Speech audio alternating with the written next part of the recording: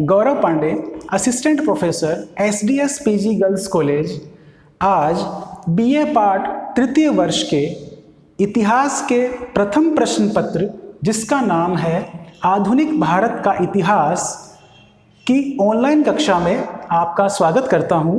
आज जिस टॉपिक पर हम चर्चा करेंगे उसका नाम है बक्सर का युद्ध। तो आइए इस पर हम विस्तार से चर्चा शुरू करते हैं। सबसे पहली बात, बक्सर का युद्ध कब शुरू हुआ, तो इसकी जो तारीख है वो हमें ध्यान रखनी है। 22 अक्टूबर 1764। 22 अक्टूबर 1764 को बक्सर का युद्ध शुरू हुआ। अब इसी क्रम में आगे बढ़ते हैं। बक्सर नाम की जगह कहाँ स्थित है, तो इसका उत्तर है बिहार। बक्सर बिहार में स्थित है।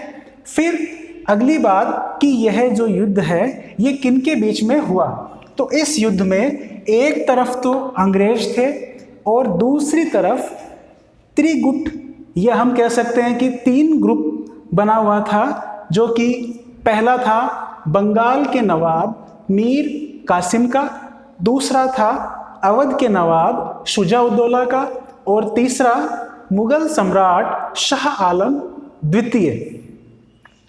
अंग्रेज और दूसरी तरफ त्रिगुट बना हुआ था और युद्ध में अंग्रेजों ने विजय प्राप्त की या इस त्रिगुट की पराजय हुई। एक बात ध्यान रखें, शुजा-उद-दौला और सिराजुद्दौला ये नाम कई बार कंफ्यूज करते हैं, तो आपको ध्यान रखना है कि सिराजुद्दौला जो है वो बंगाल का नवाब था और शुजा-उद-दौला अवध का नवाब था। तो आगे हम बात करते हैं किनके मध्य हुआ, इसका हमने अभी चर्चा की इस पर। वेंसीटाट, आगे बात करेंगे वेंसीटाट नवाब समझौता। यह समझौता 27 सितंबर 1760 को हुआ। वेंसीटाट नवाब समझौता, इस पर चर्चा करने से पहले हम बात करते हैं 1757 का जो पलासी का युद्ध था, उस युद्ध के समय बंगाल का गवर्नर रॉबर्ट क्लाइव था। 1757 से 1760 तक हम कह सकते हैं कि बंगाल की जो नवाबी थी वो मीर जाफर के पास में थी। 1760 में बंगाल का जो गवर्नर था रॉबर्ट क्लाइव, वो इंग्लैंड चला गया। उसके पश्चात कार्यवाहक गवर्नर बनकर हालवेल आया। ये कार्यवाहक गवर्नर था बंगाल का। इसके पश्चात नया गवर्नर आया जिसका नाम था वेंसीटाट। तो वेंसीटाट ने एक समझौता किया।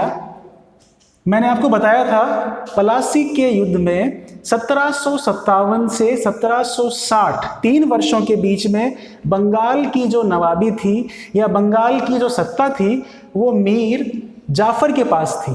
मीर जाफर ने इन वर्षों में अंग्रेजों को काफ़ी धन दौलत दी। अब अंग्रेजों की जो डिमांड थी वो लगातार बढ़ती जा रही थी और मीर जाफर का राजकोष लगातार खाली हो रहा था। इसके अलावा मीर जाफर जो था उसके विरोधियों की संख्या बढ़ने लगी और खूब अनेक हम कह सकते हैं कि विद्रोह शुरू हो गए। अब अंग्रेजों को लगा कि मीर जाफर की उपयोगिता उनके लिए ज़्यादा नहीं रही, तो उन्होंने एक षड्यंत्र रचा या एक चाल चली और वेंसीटाट नाम का जो हम कह सकते हैं कि बंगाल का गवर्नर था, उसने मीर जाफर के दामाद मीर कासिम, मीर जाफर का दामाद था मीर कासिम, उसके साथ में एक समझौता किया। तो इसको वेंसीटाट नवाब समझौता कहते हैं 27 सितंबर 1760 को। अब हम बात करते हैं समझौते की शर्तें क्या थी। हम सभी ये जानते हैं कि अंग्रेज बिना किसी मतलब के या स्वार्थ के कोई भी काम नहीं करते। तो इस समझौते के पीछे भी अंग्रेजों का स्वार्थ था, उनका प्रलोभन था। अंग्रेजों ने मीर कासिम को कहा कि वो उसको बंगाल का नवाब बना देंगे। बदले में मीर कासिम को वर्धमान,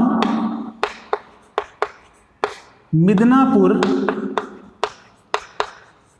और चटगांव, ये 3 जगह है। इसको मैं वापस बोलता हूं, वर्धमान, मिदनापुर और चटगांव के क्षेत्र अंग्रेजों को देने पड़ेंगे। वर्धमान वर्तमान में पश्चिम बंगाल में है, मिदनापुर भी पश्चिम बंगाल में है, चटगांव अब वर्तमान में बांग्लादेश में है। तो इन 3 प्रदेशों की अंग्रेजों ने मांग रखी। इसके अलावा अंग्रेजों ने पश्चिम बंगाल में एक जगह है सिलहट, सिलहट नाम से एक जगह है, यहाँ चूने का उत्पादन काफी मात्रा में होता है। तो अंग्रेजों ने 50% व्यापारिक हिस्सेदारी की मांग भी रखी सिलहट नामक जगह पर, जो कि पश्चिम बंगाल में स्थित है। बदले में अंग्रेजों ने कहा कि वो नवाब के प्रति मित्रता का व्यवहार निभाएंगे, नवाब को जब भी सैनिकों की आवश्यकता पड़ेगी वो हमेशा उसके लिए तैयार रहेंगे, और यह भी कहा कि बंगाल के आंतरिक मामले में किसी तरह का हस्तक्षेप नहीं करेंगे। तो ये वेंसी टार्ट जो समझौता है, इसकी मैंने कुछ आपको शर्तें बताई हैं। अब अंग्रेजों ने कुटिल चाल चली और मीर जाफर को गद्दी से हटाकर मीर कासिम को बंगाल का नवाब बना दिया। मीर कासिम बंगाल का नवाब 1760 से लेके 63 तक था। अब हम आगे बात करते हैं मीर कासिम के ऊपर। मीर कासिम जो था वो मीर जाफर का दामाद था, और मीर कासिम जो है वो योग्य और कुशल प्रशासक था, जबकि उससे पहले मीर जाफर जो था वो अंग्रेजों की कठपुतली मात्र था। तो बंगाल का नवाब बनते ही 1760 में मीर कासिम ने कुछ बदलाव किए, कुछ सुधार किए। तो आइए हम उस सुधार और बदलाव पर बात करते हैं। सबसे पहले मीर कासिम ने बंगाल की राजधानी मुर्शिदाबाद को बदलकर बंगाल की राजधानी मुंगेर बना दी। बंगाल की राजधानी पहले मुर्शिदाबाद थी, उसको स्थानांतरित करके और मुंगेर बंगाल की राजधानी बना दी। मुंगेर वर्तमान में बिहार में स्थित है और मुर्शिदाबाद बंगाल में। पहला परिवर्तन किया। अब प्रश्न यह बनता है कि उसने ऐसा क्यों किया। इसके पीछे कारण यह है कि मीर कासिम कूटनीतिज्ञ था और वो भली भांति जानता था कि अगर उसे अपनी स्थिति मजबूत करनी है तो उसे अंग्रेजों के हस्तक्षेप से बचना होगा, क्योंकि उसे मालूम था कि अंग्रेज कभी ना कभी अपनी कुटिल नीति या कुटिल चाल जरूर चलेंगे। तो उसने मुर्शिदाबाद, उस समय मुर्शिदाबाद में काफ़ी अराजकता फैली हुई थी और वहाँ काफ़ी विद्रोह हो रहे थे और अंग्रेज़ों का हस्तक्षेप भी बढ़ रहा था। तो इसीलिए उसने मुर्शिदाबाद की जगह अपनी राजधानी मुंगेर स्थापित की। मुंगेर में इसने चारों तरफ किलेबंदी की और बंदूकें और तोपें बनाने के कारखाने स्थापित किए। तो ये इसका एक बहुत महत्वपूर्ण बदलाव था नवाब बनते ही। फिर अगली हम बात करते हैं, अगला इसने क्या सुधार किया? सैन्य पुनर्गठन। मीर कासिम ने नवाब बनते ही अपनी सेना का पुनर्गठन किया और उसने कुछ बाहरी लोगों की मदद भी इस हेतु ली, जैसे कि हम कह सकते हैं मोहम्मद तकी खान, इसके अलावा गुरगिन खान, और एक और व्यक्ति था वाल्टर रिनहार्ड, जिसको समरू बोलते हैं, उसका उपनाम समरू है। यह जर्मनी का था। इसको अपनी सेना के अंदर उसने मुख्य पद दिया। तो हम कह सकते हैं कि सेना का उसने यूरोपीय तरीके से वापस उसकी स्थापना की और सेना को मॉडिफाई किया। आधुनिक हथियार के कारखाने वगैरह उसने मुंगेर में स्थापित किए। क्या इन घटनाओं को अंग्रेज देख रहे थे? तो इसका उत्तर है अंग्रेज बराबर इसकी इस गतिविधि को मॉनिटर कर रहे थे, देख रहे थे, और अब उन्हें लगने लगा कि मीर जाफर की तुलना में मीर कासिम काफ़ी योग्य है और अब अंग्रेजों को इसका दमन करना होगा। हम कह सकते हैं अंग्रेजों का हस्तक्षेप यहाँ से चला जाएगा। अब अगला प्रश्न ये बनता है कि 1757 से 1760 के बीच मीर जाफर जब बंगाल का नवाब था, उस समय राजकोष पूरी तरह से खाली हो चुका था। 3 सालों के अंदर अंग्रेजों ने करोड़ों रुपयों का लाभ कमाया और राजकोष रिक्त हो गया। लेकिन मीर कासिम योग्य और कुशल प्रशासक था, तो उसने नवाब बनते ही एक आबवाब नाम से कर लगाया। आबवाब एक कर है जिसको हम कह सकते हैं अतिरिक्त कर, और यह कर जो था वो 3/32वां भाग था, आबवाब कर।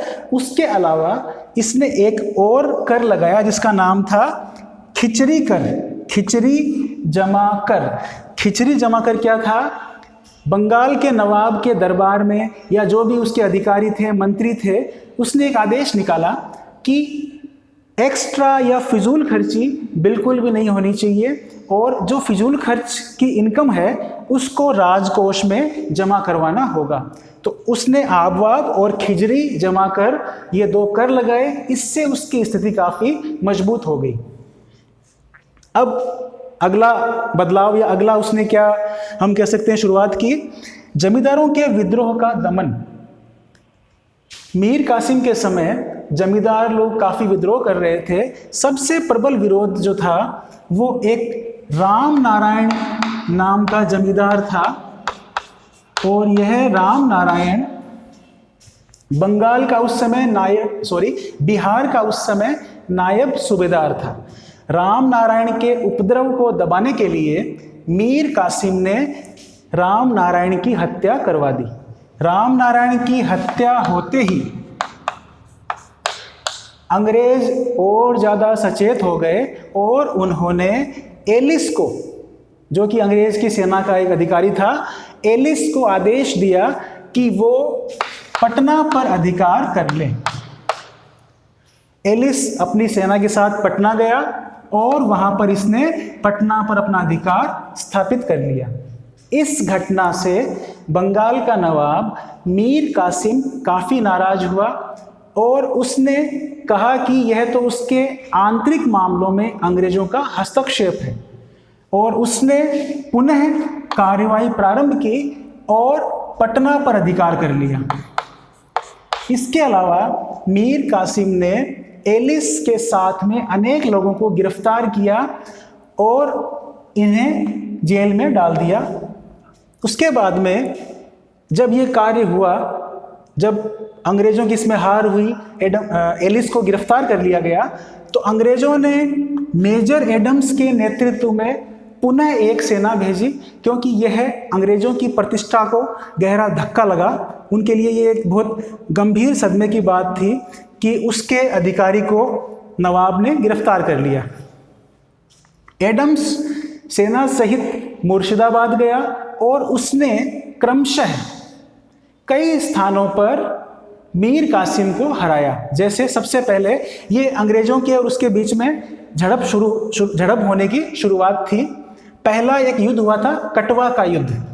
ये युद्ध हुआ था जुलाई 1763 में। कटवा के युद्ध में कासिम की पराजय हुई। उसके बाद अगला युद्ध हुआ गिरिया का युद्ध, ये हुआ था सितंबर 1763 में।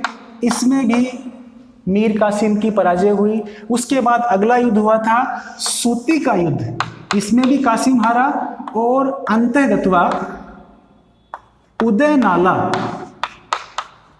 उदय नाला का युद्ध, इस युद्ध में भी कासिम की हार हुई। तो हम कह सकते हैं कि लगातार 4 युद्धों में कासिम पराजित हुआ। कटवा का युद्ध, गिरिया का युद्ध, सूती का युद्ध और उदय नाला का युद्ध। ये चारों युद्ध इनके सन महत्वपूर्ण हैं, 1763 में हुए थे। उदय नाला के युद्ध में हारने से कासिम काफ़ी क्रोधित हुआ और बदला लेने की भावना उसके मन में जाग गई और कासिम ने एक व्यापक नरसंहार करवाया। उसे इतिहास में पटना हत्याकांड कहते हैं। पटना हत्याकांड क्या था, इसके बारे में बात करते हैं। अक्टूबर 1763 में मीर कासिम ने, जिसने एलिस और अनेक अंग्रेजों को गिरफ्तार कर रखा था, कहते हैं उनकी संख्या 148 थी। इन सभी की हत्या करवा दी। तो इतिहास में यह घटना पटना हत्याकांड कहलाती है, अक्टूबर 1763। और इससे पहले प्लासी के युद्ध में मैंने बताया था, ब्लैक होल कांड जो घटना हुई थी उसमें 146 व्यक्तियों की हत्या हुई थी, जिसकी हत्या नवाब सिराजुद्दौला ने करवाई थी। हालांकि प्लासी का जो युद्ध है इसके ऊपर मैंने विस्तृत वीडियो पहले ही बना रखा है। 148 लोगों की हत्या हो गई। अब मीर कासिम जो था उसको डर लगने लगा कि अंग्रेज अब उसे छोड़ेंगे नहीं, तो उसने अवध के नवाब शुजाउद्दौला के पास में शरण मांगी। 1763 से 1765 के बीच मीर जाफर वापस नवाब बना। 63 से 65 के बीच मीर जाफर मीर कासिम का ससुर था। अंग्रेजों ने मीर जाफर को पुनः बंगाल का नवाब बनाने की घोषणा की और उधर मीर कासिम अवध के नवाब शुजाउद्दौला के पास चला गया। शुजाउद्दौला के पास शाह आलम द्वितीय, मुगल बादशाह शाह आलम द्वितीय भी वहीं उपस्थित था। इन तीनों ने मिलकर एक त्रिगुट बनाया, अवध का नवाब, बंगाल का नवाब और मुगल सम्राट, और अंग्रेजों पर युद्ध करने की योजना बनाई। अब हम बात करते हैं बक्सर के युद्ध की। इस त्रिगुट ने अंग्रेजों पर आक्रमण किया और ऐसा कहते हैं कि कुछ ही घंटों में यह युद्ध अंग्रेज जीत गए। युद्ध में अंग्रेजों की सेना कम थी लेकिन अनुशासित थी और उनकी व्यूह रचना और कूटनीति जो थी या सामरिक जो उनकी व्यूह रचना थी वो काफ़ी मजबूत स्थिति में थी। युद्ध का फैसला अंग्रेजों के पक्ष में हुआ। मीर कासिम और 1777 में मीर कासिम की मृत्यु हो गई। उसके बाद में अंग्रेजों ने इलाहाबाद की संधि की। यह संधि बहुत महत्वपूर्ण है। इलाहाबाद की दो संधियां हुई थी। पहली संधि हुई थी 12 अगस्त 1765। पहली संधि जो हुई थी वो हम कह सकते हैं मुगल सम्राट शाह आलम द्वितीय और रॉबर्ट क्लाइव के मध्य हुई थी। 1760 में रॉबर्ट क्लाइव इंग्लैंड चला गया और 1765 में वह पुनः भारत आया और उसने यह संधि की। पहली संधि इलाहाबाद की 12 अगस्त 1765। इस संधि की क्या शर्तें थी? सबसे पहली शर्त यही थी कि अंग्रेजों ने मुगल सम्राट शाह आलम द्वितीय से बंगाल, उड़ीसा और बिहार बीओबी बंगाल, उड़ीसा और बिहार की दीवानी के अधिकार प्राप्त कर लिए। दीवानी का यहाँ मतलब है राजस्व या टैक्स वसूल करने का अधिकार अंग्रेजों को मिल गया बंगाल, उड़ीसा और बिहार का। तो हम कह सकते हैं कि अंग्रेजों के लिए काफ़ी लाभदायक स्थिति थी। उसके अलावा अंग्रेजों ने यह कहा कि वह 26 लाख रुपए वार्षिक कर के रूप में मुगल सम्राट शाह आलम द्वितीय को देंगे। और अंग्रेजों ने कड़ा और इलाहाबाद, कड़ा नाम की जगह उत्तर प्रदेश में है, कड़ा और इलाहाबाद नाम की जगह मुगल सम्राट शाह आलम को दे दी। तो ये इलाहाबाद की प्रथम संधि थी। इसके 4 दिन बाद यानी कि 16 अगस्त 1765 को इलाहाबाद की दूसरी संधि हुई। यह संधि अवध के नवाब शुजाउद्दौला और अंग्रेजों के बीच हुई। इस संधि में या इस समझौते की पहली शर्त यह थी कि अंग्रेजों ने 50 लाख रुपए युद्ध क्षतिपूर्ति के रूप में अवध के नवाब से लिए। दूसरी शर्त थी चुनार नाम की जगह, उत्तर प्रदेश में एक जगह है चुनार, यह अंग्रेजों को मिली। तीसरी शर्त यह थी अंग्रेजों को अवध में मुक्त व्यापार करने के लिए छूट मिल गई। और हम कह सकते हैं इलाहाबाद और कड़ा के जिले अंग्रेजों ने इस अवध के नवाब से छीनकर शाह आलम को दे दिए थे। तो हम कह सकते हैं कि दोनों संधियां, इलाहाबाद की जो प्रथम संधि थी 12 अगस्त 1765 को और जो द्वितीय संधि थी 16 अगस्त 1765 को, उन दोनों संधियों में अंग्रेजों को लाभ हुआ। तो ये मैंने आपको बक्सर के युद्ध के परिणाम और उसके हम कह सकते हैं कि पश्चात होने वाली संधियों के बारे में बताया। अब हम बात करते हैं द्वैध शासन की। द्वैध शासन जो है यह 1765 में बंगाल में शुरू हुआ और 1772 तक चला। बंगाल के गवर्नर वारेन हेस्टिंग ने इसको बाद में हटा लिया। Warren Hasting. द्वैध शासन में क्या होता है, निजामत और दीवानी।